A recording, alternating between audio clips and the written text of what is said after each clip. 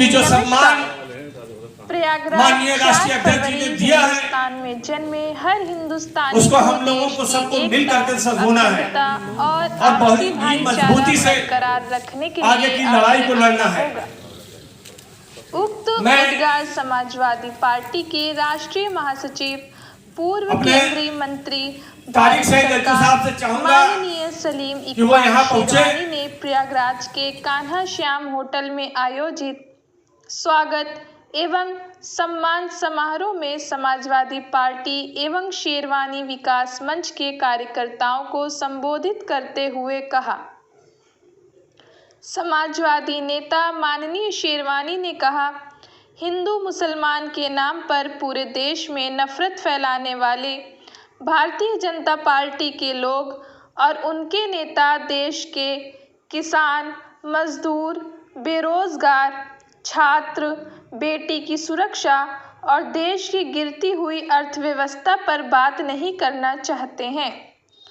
देश की जनता का मौजूदा समस्याओं से ध्यान भटकाने के लिए तरह तरह के प्रोपेगेंडा करते रहते हैं, लेकिन समाजवादी पार्टी किसी भी कीमत पर इन फिरका परस्तों को उनके मकसद में कामयाब नहीं होने देगी। अडानी के मुद्दे पर श्री शेरवानी ने सरकार को जिम्मेदार ठहराते हुए आरोप लगाया कि जीवन बीमा और स्टेट बैंक को अडानी ग्रुप का शेयर खरीदने के लिए सरकार ने मजबूर किया है। यदि उपभोक्ताओं का पैसा डूबा तो उसके लिए मोदी सरकार जिम्मेदार होगी। श्री शेरवानी ने युवाओं का आह्वान करते हुए कहा कि युवाओं से रोजगार छीनने वाली सरकार, संस्थाओं को निजी हाथों में बेचने वाली, सरकारी कर्मचारियों की पुरानी पेंशन छीनने वाली, देश को धार्मिक उन्माद की आग में झोंकने की साजिश करने वाली, किसान मजदूर विरोधी सरकार को उखाड़ फेंकने के लिए सभी को एकजुट होना पड़ेगा। स्वागत व सम्मान समारोह के संयोजक वरिष्ठ समाजसेवी बब्बन दुबे व शेरवानी विकास मंच के अध्यक्ष मनोज पांडे ने माननीय सलीम शेरवानी को चांदी का मुकुट और अंगवस्त्र पहनाकर सम्मानित किया व 51 किलो का माला पहनाकर स्वागत किया। अतिथि प्रदेश सरकार के पूर्व मंत्री वीरेंद्र सिंह, पूर्व सांसद धर्मराज पटेल, पूर्व विधायक हाजी परवेज, विभागाध्यक्ष माननीय सुनीता, निवर्तमान जिलाध्यक्ष योगेश यादव, जिलाध्यक्ष योगेश यादव, निवर्तमान महानगर अध्यक्ष इफ्तिखार हुसैन, वरिष्ठ समाजवादी नेता तारिक सईद अज्जू, महबूब उस्मानी, रमाकांत पटेल, सादिक हुसैन सिद्दीकी, रविंद्र यादव को भी अंगवस्त्र व पुष्प गुच्छ से सम्मानित किया गया। Crime prevention council of India के national chairman doctor S K. Pandey ji की अगुवाई में बुके देकर सम्मानित किया गया। टीम में परिषद के working chairman north zone Syed Hasan Tariq Jafri, PRO Tarannum Nisha, joint director Durgesh Nandini, RTI officer north zone Atul Rastogi, national RTI officer Unjala Naz, national women director Kanak Bagchi, joint secretary doctor Akhil Nigam, joint secretary UP Mohammad Akhtar, Rajkumar Pasi, Munesh Kumar, Nafisa Bano, Nikhat, Asvia, Rajesh Kumar, Deepak Kumar, Deepak Yadav, Deepika Mishra, Sheela Devi एवं नारी उद्धार एवं विकास संस्था के लोगों ने भी माननीय शेरवानी जी का स्वागत किया। AIMIM के अबरार अहमद ने सैकड़ों साथियों के साथ शेरवानी जी के सामने समाजवादी पार्टी की सदस्यता ग्रहण की। सभी वक्ताओं ने सलीम शेरवानी को राष्ट्रीय महासचिव बनाए जाने पर बधाई देते हुए पार्टी के राष्ट्रीय अध्यक्ष माननीय अखिलेश यादव का आभार व्यक्त किया। कार्यक्रम का संचालन शेरवानी विकास मंच के अध्यक्ष मनोज पांडे एवं अध्यक्षता समाजवादी पार्टी के निवर्तमान महानगर अध्यक्ष इफ्तिखार हुसैन ने किया। इस अवसर पर माननीय वीरेंद्र सिंह, बब्बन दुबे, योगेश यादव, सुश्री सुनीता, धर्मराज पटेल, हाजी परवेज, तारिक सईद अज्जू, रविंद्र यादव, रमाकांत पटेल, महबूब उस्मानी, विनय पांडे, आजम खान, रोबिन लोहिया, जितेंद्र कुमार, मोहम्मद गौर, प्रांशु दुबे, रऊफ भाई, मुन्ना, संजय तिवारी, सुनील पांडे, इरफात अली, टी.एन. मिश्रा, दिनेश गुप्ता आदि ने अपने विचार व्यक्त किए। कभी लड़ते हुए नहीं देखा और जो इनके नाम पे लड़ते हैं उन्हें इन्हें कभी पढ़ते हुए नहीं देखा। ये सच्चाई है। कोई मजहब आपको एक दूसरे की नफरत, एक दूसरे से लड़ाई। मैं आपको एक अपनी तारीफ में नहीं मगर आपको एक सच्चा वाक्य बनाना चाहता हूं। 286 में इलाहाबाद में हिंदू मुसलमान फसाद हुआ, कर्फ्यू लग गया हर तरफ। मैंने अपने अफसरान को बुलाया, सादिक साहब यहाँ मौजूद हैं, उस वक्त हमारे एक मिश्रा जी भी होते थे, बहुत पुराने हमारे साथ, अब इस दुनिया में नहीं है। और मैंने कहा कि आप लोग गाड़ी लेके जाइए और जिस मोहल्ले से गुजरिए उसमें खाना बांटिए। ये मत देखिए कि हिंदू मोहल्ला है या मुसलमान मोहल्ला, क्योंकि कर्फ्यू लगा हुआ है तो सबको परेशानी होती है। सच है। और कई कई दिन कर्फ्यू चला, हमारे यहाँ से 3-4 दिन तक गाड़ियां चलती नहीं, खाना बढ़ता रहा। किसी ने ये भी लिख दिया कि शहनाई साहब बारूद भेज रहे हैं। तरह तरह के लोगों ने, जो मुखालिफ लोग थे, उन्होंने बातें करने की कोशिश की। तो मैं कहा नहीं, आप लोग घबराइए नहीं, ये काम करते रहिए। जब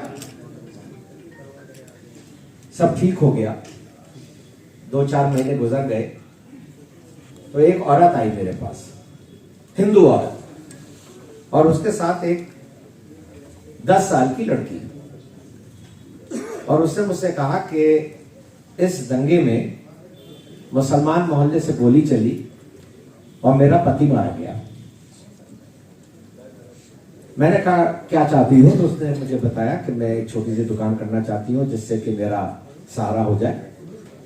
मैंने उससे कहा तुम 10-12 दिन के बाद आओ मेरे पास। और 10-12 दिन मैंने इसलिए कहे क्योंकि मैं उसकी मालूमात कराना चाहता था कि सच बोल रही है, क्या बात है। पता चला कि वो बिल्कुल सच बोल रही है। उसका पति शहीद हुआ, उसके ऊपर परेशानी है। वो आई मेरे पास 10-15 दिन के बाद और मैंने उसकी मदद की। मगर मैंने उससे पूछा भाई तुम्हारे पति को मुसलमानों ने मारा, मैं मुसलमान, तो मेरे पास क्यों आई? तो उसने एक ऐसी बात कही जो आज तक मेरे दिल को लगी है। और उसने कहा कि आपके बारे में मैंने ये सुना है कि आप हिंदू मुसलमान नहीं देखते हैं, आप इंसानियत की मदद करते हैं। और जो अपनी परेशानी लेके आता है, अगर आपको पता चल जाता है कि वो सही है, तो आप आंख बंद करके उसकी मदद करते हैं। ये मेरे लिए सबसे बड़ा तोहफा था, मेरी जिंदगी का सबसे बड़ा तोहफा। तो आज जो माहौल हमारे मुल्क में बन गया है, एक बहुत बड़ी जिम्मेदारी समाजवादी पार्टी की है।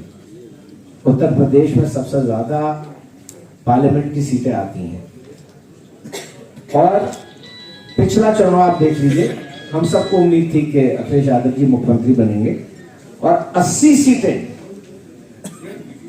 500 से लेकर 2000 वोट के बीच में समाजवादी पार्टी हारी है। 80 सीटें, कुछ में बेईमानियां भी हुई, हमें मालूम है कि इसमें रिकाउंटिंग होकर नतीजे बदल लिए गए।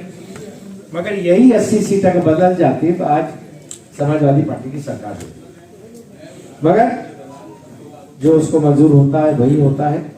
मगर एक बात मैं आपसे कहना चाहता हूं कि कभी कभी जब मुझे कहीं बुलाया जाता है और लोग कहते हैं कि हमारे बीच में बहुत बड़े आदमी आए हैं, रईस आदमी आए हैं, शवाई साहब आए हैं, तो मैं लोगों से कहता हूं कि देखिए आदमी पैसों से बड़ा नहीं होता है। मेरी नजरों में सबसे बड़ा आदमी वो है जो किसी गरीब को देखे और उसको उठा के दिल से लगा ले, वो आदमी बड़ा है। पैसों से बड़ा नहीं होना चाहिए। अपने काम करने के तरीके में, अपनी सोच में, देश को बनाने में। मैं तो मुसलमानों के बीच में जाता हूँ, कहता हूँ कि भाई सीना चौड़ा करके कहो कि हम मुसलमान हैं। हिंदुओं के बीच में जाता हूँ, मैं कहता हूँ बहुत गर्व के साथ हम हिंदू हैं, मगर एक लफ्ज हमेशा याद रखो, हम हिंदुस्तानी मुसलमान हैं, हम हिंदुस्तानी हिंदू हैं। जब तक देश से मोहब्बत नहीं होगी, देश कमजोर हो जाएगा, और देश से मोहब्बत होगी तो देश तरक्की करेगा।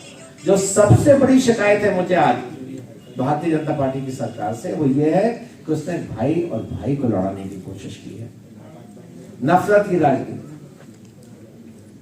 अगर आप देखिए, जैसे हमारे अभी इफ्तिखार साहब कह रहे थे कि नौकरियां नहीं है, मेडिकल कॉलेजेस नहीं है, उद्योग नहीं है।